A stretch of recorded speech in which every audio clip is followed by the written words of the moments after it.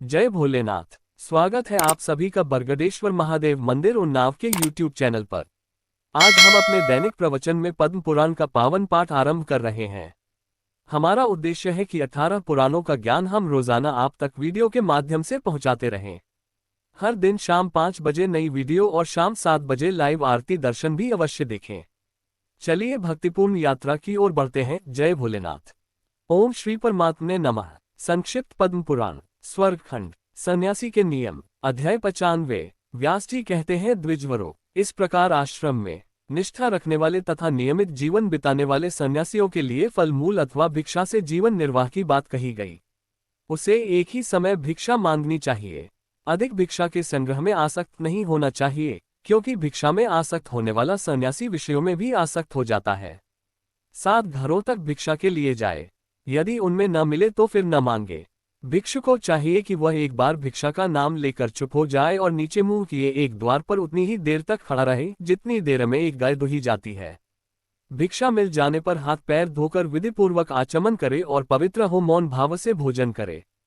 पहले वह अन्न सूर्य को दिखा ले, फिर पूर्वाभिमुख हो 5 बार प्राणाग्निहोत्र करके, अर्थात प्राणाया स्वाहा, अपानाया स्वाहा, व्यानाया स्वाहा, उदनाया स्वाहा, समानाया स्वाहा, इन मंत्रों से 5 ग्रास अन्न मुंह में डालकर एकाग्रचित हो 8 ग्रास अन्न भोजन करे। भोजन के पश्चात आचमन करके भगवान ब्रह्मा जी एवं परमेश्वर का ध्यान करे। तभी लकड़ी, मिट्टी तथा बांस इन्हीं चारों के बने हुए पात्र सन्यासी के उपयोग में आते हैं, ऐसा प्रजापति मनु का कथन है। रात के पहले पहर में, मध्यरात्रि में तथा रात के पिछले पहर में विश्व की उत्पत्ति के कारण एवं विश्व नाम से प्रसिद्ध ईश्वर को अपने हृदय कमल में स्थापित करके ध्यान संबंधी विशेष श्लोकों एवं मंत्रों के द्वारा उनका इस प्रकार चिंतन करे। परमेश्वर संपूर्ण भूतों के आत्मा, अज्ञानमय अंधकार से परे विराजमान, सबके आधार, अव्यक्त स्वरूप, आनंदमय, ज्योतिर्मय, अविनाशी, प्रकृति और पुरुष से अतीत, आकाश की भांति निर्लेप, परम कल्याणमय, समस्त भावों की चरम सीमा, सबका शासन करने वाले तथा ब्रह्मरूप हैं।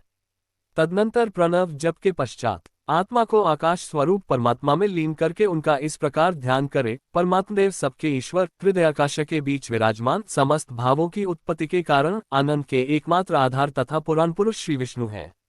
इस प्रकार ध्यान करने वाला पुरुष भव बंधन से मुक्त हो जाता है, जो समस्त प्राणियों का जीवन है, जहाँ जगत का लय होता है, तथा मुमुक्षु पुरुष जिसे ब्रह्म का सूक्ष्म आनंद समझते हैं, उस परम व्योम के भीतर केवल अद्वितीय ज्ञानस्वरूप ब्रह्म स्थित है, जो अनंत, सत्य एवं ईश्वर रूप है।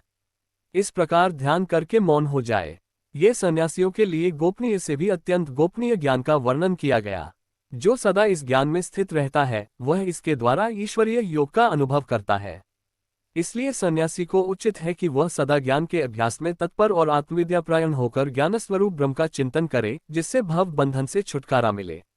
चिंतन करे। परमेश्वर संपूर्ण भूतों के आत्मा, अज्ञानमय अंधकार से परे विराजमान, सबके आधार, अव्यक्त स्वरूप, आनंदमय, ज्योतिर्मय, अविनाशी, प्रकृति और पुरुष से अतीत, आकाश की भांति निर्लेप, परम कल्याणमय, समस्त भावों की चरम सीमा, सबका शासन करने वाले तथा ब्रह्मरूप हैं।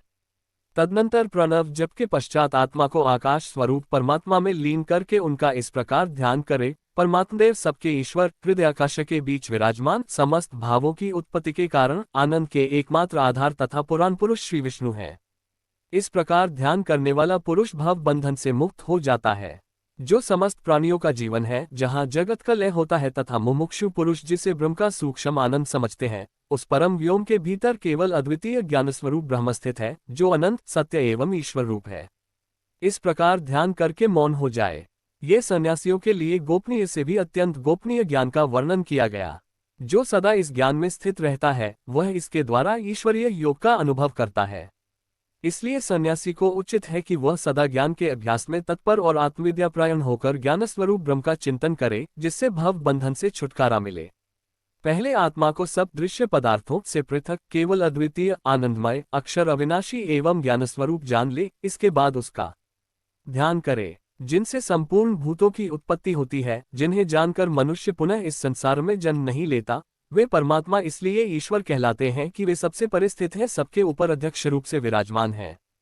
उन्हीं के भीतर उस शाश्वत, कल्याणमय, अविनाशी ब्रह्म का ज्ञान होता है, जो इस दृश्य जगत के रूप में प्रत्यक्ष और स्वस्वरूप से परोक्ष है। वे ही महेश्वर देव हैं। सन्यासियों के जो व्रत बताए गए हैं, वैसे ही उनके भी व्रत हैं। उन व्रतों में से एक एक का उल्लंघन करने पर भी प्रायश्चित करना पड़ता है।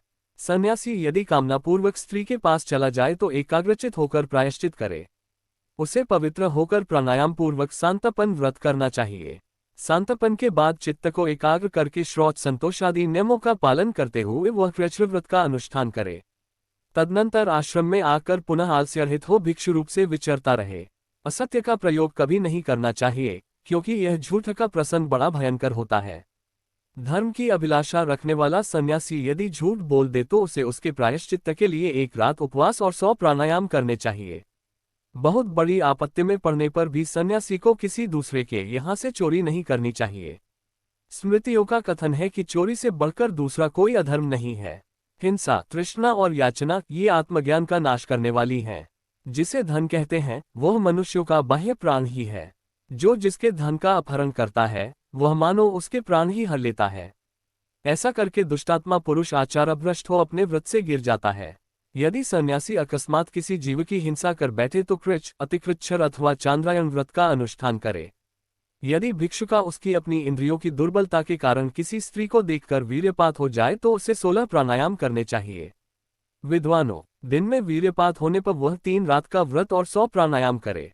यदि वह एक स्थान का अन्न, मधु, नवीन श्राद्ध का अन्न तथा खाली नमक खा ले तो उसकी शुद्धि के लिए प्राजापत्य व्रत बताया गया है। सदा ध्यान में स्थित रहने वाले पुरुष के सारे पातक नष्ट हो जाते हैं।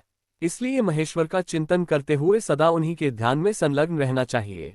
जो परम ज्योति स्वरूप ब्रह्म, सबका आश्रय, अक्षर, अव्यय, अंतरात्मा तथा परब्रह्म है, उन्हीं को भगवान महेश्वर समझना चाहिए। ये महादेव जी केवल परम शिवरूप हैं। ये ही अक्षर, अद्वैत एवं सनातन परम पद हैं। वे देव स्वप्रकाश स्वरूप हैं, ज्ञान उनकी संज्ञा है, वे ही आत्मयोग रूप तत्व हैं, उनमें सबकी महिमा प्रतिष्ठा होती है, इसलिए उन्हें महादेव कहा गया है। जो महादेव जी के सिवा दूसरे किसी देवता को नहीं देखता, अपने आत्मस्वरूप उन महादेव जी का ही अनुसरण करता है, वह परमपद को प्राप्त होता है। जो अपने को उन परमेश्वर से भिन्न मानते हैं, वे उन महादेव जी का दर्शन नहीं पाते, उनका परिश्रम व्यर्थ हो जाता है। एकमात्र परब्रह्म ही जानने योग्य अविनाशी तत्व हैं, वे ही देवाधिदेव महादेव जी हैं। इस बात को जान लेने पर मनुष्य कभी बंधन में नहीं पड़ता। इसलिए सन्यासी अपने मन को वश में करके नियम पूर्वक साधन में लगा रहे तथा शांत भाव से महादेव जी के शरणागत होकर ज्ञानयोग में तत्पर रहे। ब्राह्मणों, इस प्रकार मैंने आप लोगों से सन्यासियों के कल्याणमय आश्रम धर्म का वर्णन किया।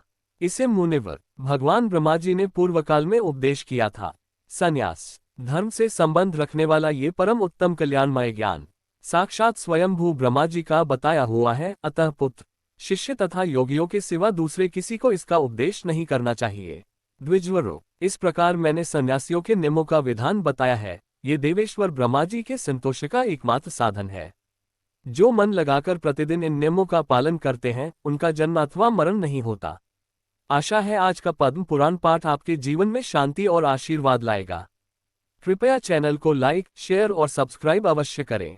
शाम 7 बजे लाइव आरती दर्शन में जरूर जुड़ें। फिर मिलेंगे कल शाम 5 बजे एक नए अध्याय के साथ। जय भोलेनाथ।